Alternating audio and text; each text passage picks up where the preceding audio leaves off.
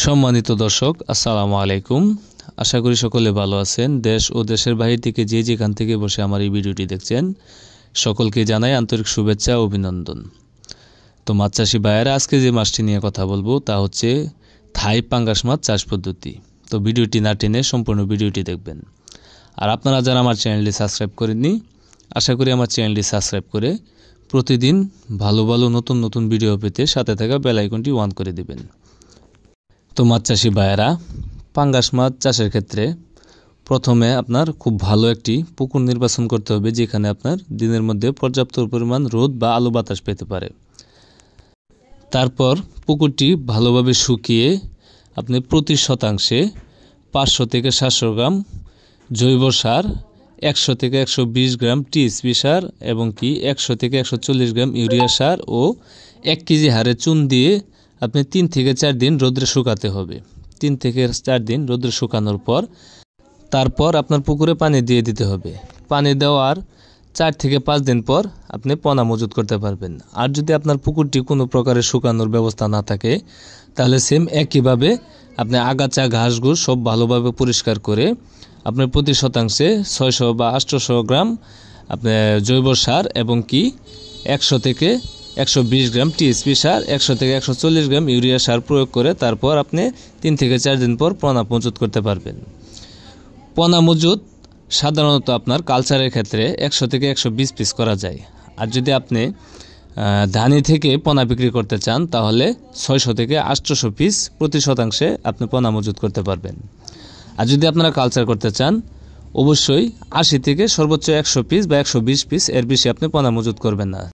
যার কারণ হচ্ছে অতিরিক্ত পোনা যদি আপনি পুকুরে দিয়ে দেন, তাহলে এই পোনাগুলো বড় হতে বিলম্ব হবে, চলাচলের কোনো রাস্তা থাকবে না, যার কারণে এই পোনাগুলো বাড়তে খুবই সময় লাগবে। আর যদি আপনি অল্প জায়গাতে এই থাই পাঙ্গাস মাছ চাষ করতে চান, তাহলে আপনি অল্প জায়গাতেও করতে পারবেন। এই মাছগুলোর খাদ্য হচ্ছে আপনার বাসমান ফিড খাবার। এগুলোকে পর্যাপ্ত পরিমাণ যদি খাদ্য দেন, তাহলে আপনি অল্প জায়গাতেও চাষ করা সম্ভব হয়।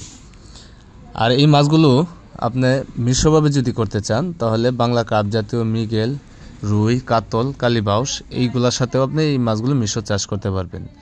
কারণ আপনার রুই, কাতল, মৃগেল মাছগুলো হচ্ছে নিচের স্থলের মাছ, মধ্যস্থলের মাছ, আর এই পাঙ্গাস মাছ হচ্ছে উপরের স্থলের মাছ, যার কারণে খাদ্য খেতে কোনো অসুবিধা হয় না। আপনারা এই যারা থাই পাঙ্গাস মাছের পোনা চাষ করতে চান, যারা কালচার করতে চান, তারা চাইলে এই থাই পাঙ্গাস মাছ চাষ করে আপনি 6 মাসে 2 থেকে 2.5 কেজি বানিয়ে আপনি বাজারে বিক্রি করতে পারবেন। আরেকটা জিনিস হচ্ছে আপনার এই থাই পাঙ্গাস মাছ আপনি পুকুরে মজুত করার আগে অবশ্যই পোনাগুলো অরিজিনাল কিনা তা দেখতে হবে। এই পোনাগুলো আপনার বড় বড় বুট থেকে সংগ্রহ করা আছে কিনা বা পোনার স্বাস্থ্য ঠিক আছে কিনা, এইগুলো খুব ভালোভাবে দেখে যদি আপনি পোনা মজুত করেন, তাহলে আপনি অবশ্যই লাভবান হতে পারবেন। তো খামারি ভাইয়েরা, আমরা আমাদের হেসারির বাছাইকৃত বড় বড় বুট থেকে এই অরিজিনাল থাই পাঙ্গাস মাছের পোনাগুলো উৎপাদন করে থাকি। আমাদের এক একটা বুটের ওজন 14 কেজি, 15 কেজি, 17 কেজি। আপনারা চাইলে নিঃসন্দেহে আমাদের কাছ থেকে এই পোনাগুলো সংগ্রহ করতে পারেন। আমরা এই থাই পাঙ্গাস মাছের পোনাগুলো সারা বাংলাদেশে অক্সিজেনের মাধ্যমে হোম ডেলিভারি দিয়ে থাকি।